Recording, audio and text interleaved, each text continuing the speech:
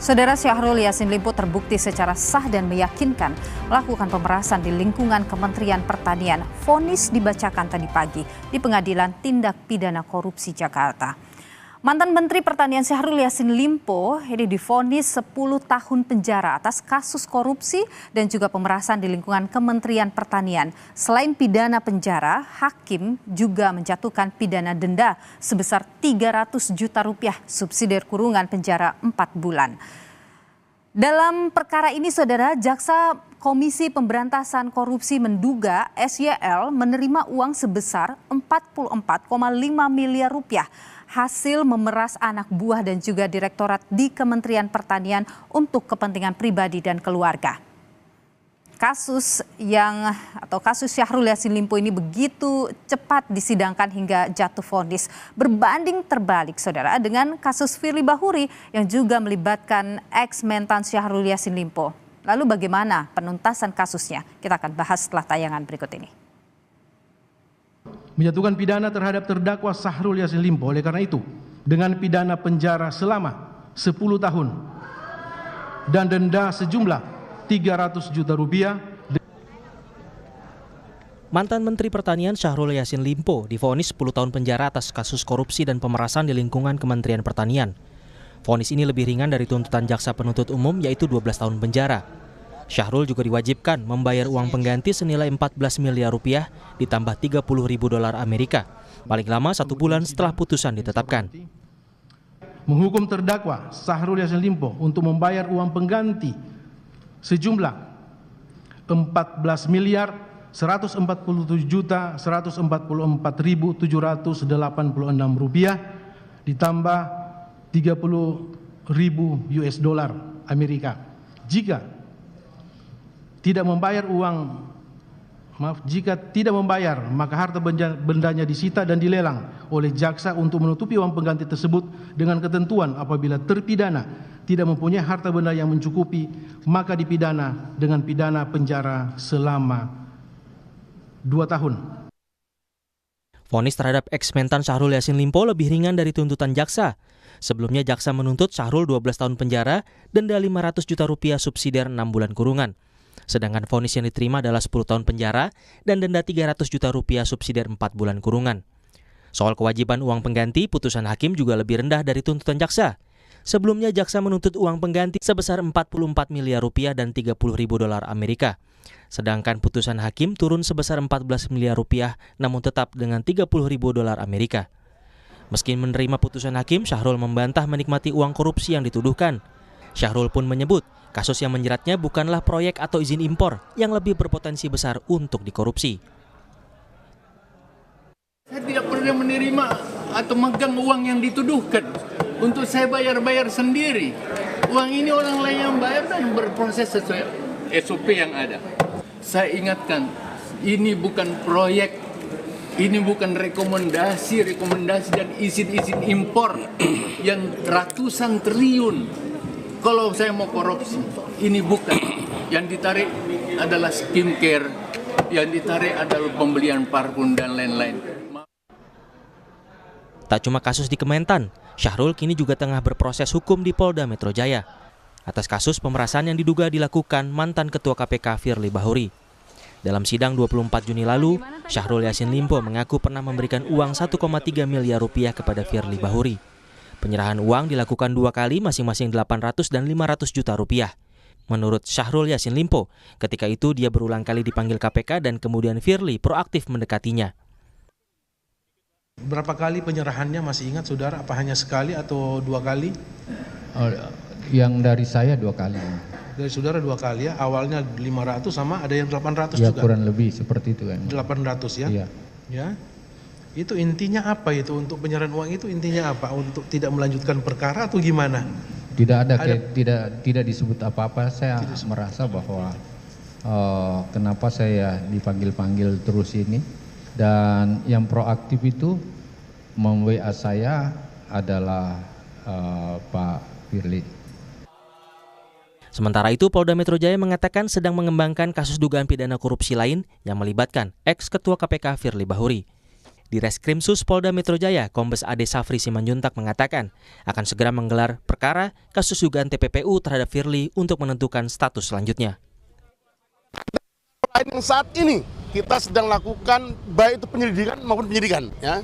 Itu di jawabannya bahwa selain dalam penanganan perkara akuo pasal dugaan tindak pidana korupsi sebagaimana pasal 12E kecil atau 12B besar atau pasal 11 junto pasal 65 KUHP, itu ada perkara lain yang saat ini sedang kita lakukan, baik itu penyelidikan maupun penyidikannya. Ya. Nanti kita akan update rekan-rekan sekalian, yang jelas saat ini penyidik, baik itu penyelidik sedang melakukan kegiatan penyelidikan dan penyidikan atas perkara lainnya. Firly ditetapkan sebagai tersangka pada 22 November 2023. Hingga kini 7 bulan berlalu, Polda memutuskan tidak menahan Firly dan kasus ini belum sampai ke pengadilan. Tim Liputan, Kompas TV. Mantan Menteri Pertanian Syahrul Yassin Limpo divonis 10 tahun penjara atas kasus korupsi dan pemerasan di lingkungan Kementerian Pertanian. Lalu bagaimana dengan status hukum untuk ex-ketua KPK Firly Bahuri yang kasusnya beririsan dengan SYL? Kita bahas malam hari ini, saudara, bersama dengan Komisioner Kompolnas Yusuf Warshim dan juga ada mantan Wakil Ketua KPK Saud Situmorang. Selamat malam Pak Saud dan juga Pak Yusuf. Selamat malam, Mbak Nilu. Ya, saya ingin ke Pak Saud dulu. Anda pernah menjadi pimpinan KPK, melihat vonis yang diberikan kepada Syahrul, bagaimana menurut Anda? Iya, normatifnya sih masih sangat normatif ya. Dan hakim juga bilang kan normatifnya yang memberatkan itu bahwa dia tidak mendukung program pemerintah pemberantasan korupsi. Sejak kapan Indonesia serius berantas korupsi? Ya kan? Jadi sangat normatif lah ngomongnya gitu. Kalau pasal itu kan 12E itu kan 20 tahun ya, di jaksa nuntut 12 terus putuskan 10 denda dan seterusnya. Jadi maksud saya kalau itu formil materialnya biar aja itu milik jaksa penuntut dan hakim. Tapi buat kita kan, Anda bisa bayangkan nggak? Ada orang puluhan tahun membina karirnya jadi eselon 1, kemudian dia nggak bisa melawan, which is itu dikenakan pasal 12E tadi, kecil tadi itu, bahkan dia diperintah-perintah untuk nguntip-nguntip, ngumpul-ngumpul, terus dia jalankan, dia nggak berani ngelawan gitu. Oke. Makanya lawyernya kan bilang itu minta dibebaskan, walaupun itu hakim tadi udah bilang nggak bisa. Dia juga satu harus paham bahwa itu berbuat salah. Jadi kalau kembali ke kasusnya, saya pikir kita belum ada upaya yang sangat serius ya. Karena kalau kita lihat, kalau kita tonton dari awal sampai akhir putusan tadi itu, kata per kata, kayaknya memang kebangetan banget kasus itu. Tapi Anda merasa belum terlalu serius begitu ya melihat putusan itu ya. Saya menarik ya, dalam persidangan itu Syahrul Yassin Limpo sempat menyebut soal pemberian uang kepada Firly Bahuri. Bahkan dia juga menyebut Firly Bahuri ini secara proaktif menghubungi ia setelah ia beberapa kali dipanggil oleh KPK. Pak Saud, kalau Anda melihat statement-statement itu bisa jadi dasar harusnya untuk bisa menahan Firly Bahuri ya yang sudah ditetapkan sebagai tersangka. Sangat. Karena begini nih Lu ya, saya harus jelaskan dulu. Waktu menteri sebelumnya, itu which is itu menjabat menteri yang sekarang. Waktu saya di KPI itu kan menteri sebelumnya itu Menteri Pertanian. Terus kemudian SYL ini keluar, dia masuk lagi. Ketika itu kita sudah melihat bahwa memang banyak kompleksitas di Kementerian Pertanian ini. Oleh sebab itu, waktu itu menterinya bilang, kalau Pak Saud nggak bisa jaga saya di sini, bikin aja patung Pak Saud di depan gedung pertanian itu. Begitu hopelessnya orang menjaga pertanian di Indonesia.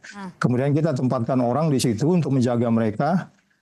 Ketika itu Menteri Pertanian yang sebelumnya yang sekarang menjabat itu saya harus objektif mengatakan ada kinerja yang lumayan. Karena kita misinya menjaga orang baik tetap menjadi baik. Sekarang tugas KPK itu harus menjaga orang baik tetap baik, dia malah jadi dikenakan pasal pemerasan kayak begitu. Anda bisa bayangkan dia kenakan kan pasal 12E juga tuh nanti dia. Kalau lihat dari keterangan Polda ya. Anda bisa bayangkan udah terbalik-balik Mbak Nilu kerja ini kita ini sekarang. Oke, ya itu memang yang juga menjadi sorotan. Saya ingin ke Pak Yusuf dulu. Pak Yusuf, sudah jelas-jelas sudah ditetapkan sebagai tersangka, sudah diperiksa oleh Polda Metro Jaya. Bahkan dalam persidangan SEL menyebut jelas memberikan uang begitu. Tapi kok Polda Metro Jaya sampai detik ini tidak menangkap Pak Firly Bahuri gitu? Apa sebenarnya yang terjadi di sini, Pak Yusuf? Baik, terima kasih Mbak Nilu. Jadi jelang putusan SEL pada hari ini, saya berkoordinasi dengan Direktorat Kriminal Khusus Polda Metro Jaya, berkomunikasi dengan direkturnya. Sampai saat ini posisi berkas perkara FB masih P19. Penyidik terus melakukan komunikasi dan koordinasi ke Jaksa Penuntut Umum Kejaksaan DKI Jakarta. Jadi ini posisinya. Yang kedua, kita dapat penjelasan lagi, sementara dipastikan bahwa tersangka masih kooperatif, jadi penyidik masih mempertimbangkan itu untuk belum menahan. Kami sendiri tentu sebagai pengawas tetap memberikan masukan dan saran, mendorong bagaimana harapan publik terhadap kasus ini. Tentu apabila memang penyidik sudah yakin mampu memenuhi semua petunjuk jaksa penuntut umum, tentunya bisa dilakukan penahanan. Itu tetap kita hormati kewenangan penyidik. Maaf Pak Yusuf, saya potong. Tapi begini Pak Yusuf, ada kekhawatiran kan yang muncul ketika tersangka kemudian tidak ditahan, kan ada potensi dia bisa saja menghilangkan barang bukti dan sebagainya. Itu kan jadinya akan semakin menghambat. Apa jawabannya Polda dalam soal itu? Sampai sejauh ini Polda sudah menguasai barang bukti yang berasal dari tersangka. Jadi dipastikan tidak ada barang bukti yang itu bisa dihilangkan karena sudah ada penyitaan. Jadi itu yang diyakini oleh jaksa oleh penyidik. Hanya ini kan pasal-pasal yang diterapkan ini kan unsurnya ada 3 ya. Jadi jaksa penuntut umum sendiri memastikan bahwa semua unsur itu jelas alat buktinya, baik itu terkait dengan pemerasan, tindak pidana pencucian uangnya, termasuk terkait dengan pelanggaran Undang-Undang KPK sebagai pimpinan. Nah, apakah ada unsur lain? Itu yang belum kami pastikan, hanya penjelasan yang terakhir pada hari ini kaitannya petunjuk-petunjuk yang dari jaksa penuntut umum yang posisinya menjadi P19 itu ada kaitannya dengan alat bukti. Oke, kalau semua sudah dipegang, semuanya sudah jelas, apa yang menahan untuk tidak menahan untuk kemudian membiarkan Pak Firly masih ada di luar? Ya kami rasa pertimbangan mereka itu kan soal keyakinan sebenarnya, waktu. Penahanan itu kan ada batas waktunya, 20 hari. Nah, apabila petunjuk jaksa tidak bisa dipenuhi untuk dilimpahkan berkasnya kembali, dilengkapi, sepertinya tidak yakin dalam masa 20 hari itu bisa penuhi. Berarti Polda masih belum yakin sampai dengan saat ini bisa memenuhi itu semua? Sepertinya mereka penuh kehati-hatian untuk memenuhi petunjuk jaksa penuntut umum. Saya begini, ini tentu pengawalan kasus ini tidak hanya pengawalan pada penyidik, tapi perlu juga pengawalan pada jaksa penuntut umumnya. Kalau ini sudah lama gitu kan, dari November, maka kan kepastian hukumnya harus diberikan. Nah, kalau memang menurut jaksa penuntut umum ini unsurnya tidak terpenuhi, bukan alat buktinya, itu kan harus diberikan kepastian. Kami sendiri tetap mendorong penyidik. Ini kalau P19 terus nanti diduga tidak profesional penyidik. Itu presiden buruk bagi polisi ketika kemudian di P19 terus tidak selesai-selesai ini, sementara ditunggu terus oleh publik. Saya ke Pak Saud, singkat saja Pak Saud. Kalau Anda sendiri menilai apa yang kemudian harus dilakukan Polda ini untuk bisa segera menahan Firly Bahuri? Karena publik mempertanyakan itu.